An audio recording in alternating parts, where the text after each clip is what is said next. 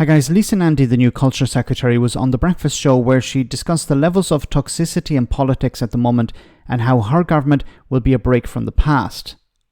Following the attack on Donald Trump and the murder of MPs in Britain over the years, can Keir Starmer's administration succeed in taking hate out of politics and heal some of the division that the Tories have helped foster and exploit? Is it possible to agree to disagree on the issues of the day? Have a listen.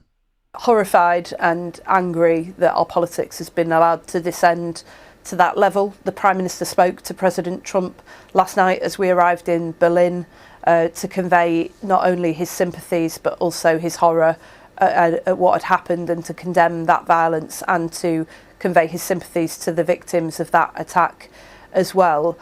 It's been heartening to see many world leaders come out and stand against what happened in America yesterday, but it is part of a wider toxicity of politics. We've just been through the general election here in the UK. It is the most toxic election that I can ever remember participating in, and I think what we need is real leadership across the political spectrum, but you can rest assured that you'll find that from this government, that we will condemn violence wherever it is found. Keir Starmer has been clear that his government will uphold the highest standards, not just in what we do in politics, but in how we conduct ourselves as well. And the new cabinet very much intends that we're going to have a reset moment in politics where we have far less heat, far more light, where we can disagree agreeably, and we can set a better tone for the political debate that we have out in the country. Now, I don't believe a new Labour government will go down the road of the culture war. The Conservatives, tried to take advantage of that situation, trying to create wedge issues, trying to pit one group against another.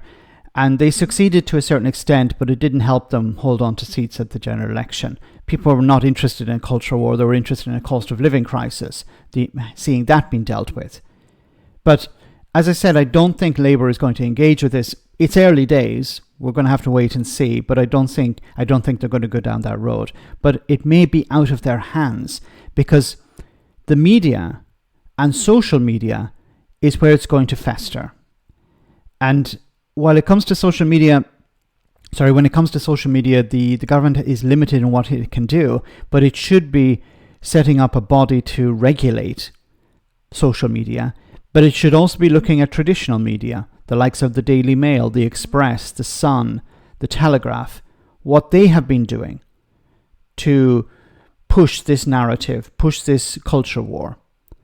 So I think, as Lisa Nandy points out here, you need leadership. Leadership is not so much about dealing with the culture war itself and the impact it's having, but also dealing with the likes of the media, challenging them, putting in new rules and regulations to limit what they can do.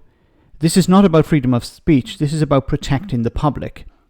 And for too long, the media, along with the Conservatives, have tried to whip up anger against minorities, against different sections of society, and succeeded to a certain extent because you had the media on one side egging on the politicians, and then the politicians looking over their shoulders saying, okay, does the media have my back?